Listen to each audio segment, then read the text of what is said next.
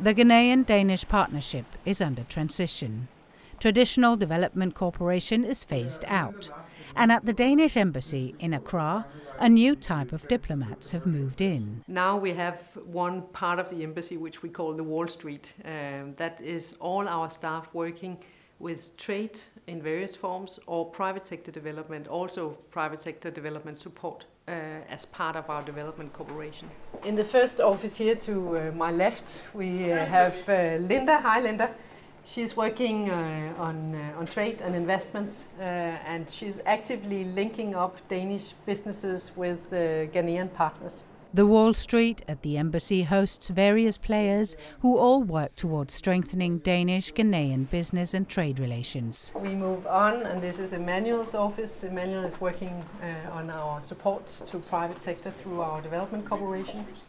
One of the key jobs I have to do is to ensure the development aid project in the private sector continuum are exited, and also with sustainability in mind, to serve as that bridge that links Danish businesses to Ghanaian private sector organizations, so that we would have a better trade relationship, even compared to our aid relationship with Ghana in the past. Next is Nicolas, who is our maritime advisor. We are trying to build up a larger network in the blue sector for Danish shipping companies and others working in the maritime area. My work is basically to facilitate a partnership between Danish and Ghanaian maritime authorities, and the betterment of framework conditions has as an aim to both better the conditions for Ghana's continued economic growth, but also for Danish companies who might wish to engage in the sector.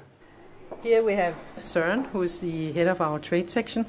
In Ghana we are moving from traditional development cooperation into a more commercial relationship between the two countries. The embassy is responsible for supporting the Danish companies in trade, but also in developing closer relationships to partners here in Ghana, but also to explore opportunities for investing in Ghana.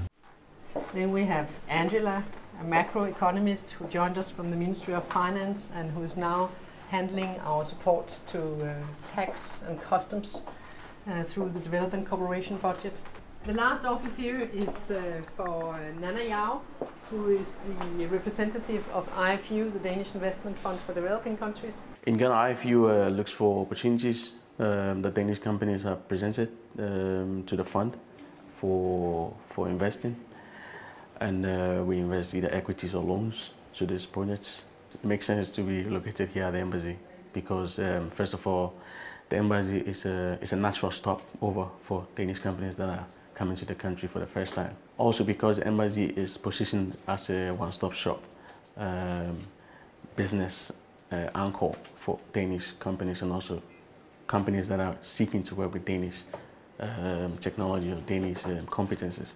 We have two business incubators where Danish companies can be for up to 1.5 years if they want to establish themselves in Ghana and want a protected environment during the first time here. We're a waste management company that works in Ghana on planning, building and operating low-cost waste treatment facilities. So we had the opportunity with our Danish partner to come and have an office at the business center at the embassy.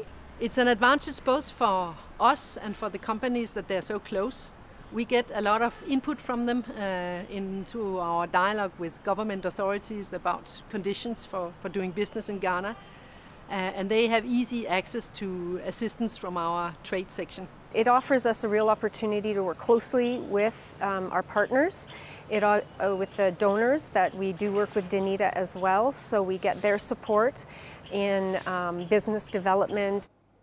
With the new setup and the Wall Street wing, the embassy can respond to most demands from Danish companies coming to Ghana. If they contact us and say that they want to do investments or they want to start a trade cooperation here in Ghana, we can provide tailor-made support to the individual companies to make them overcome the initial challenges and tell them what to watch out for.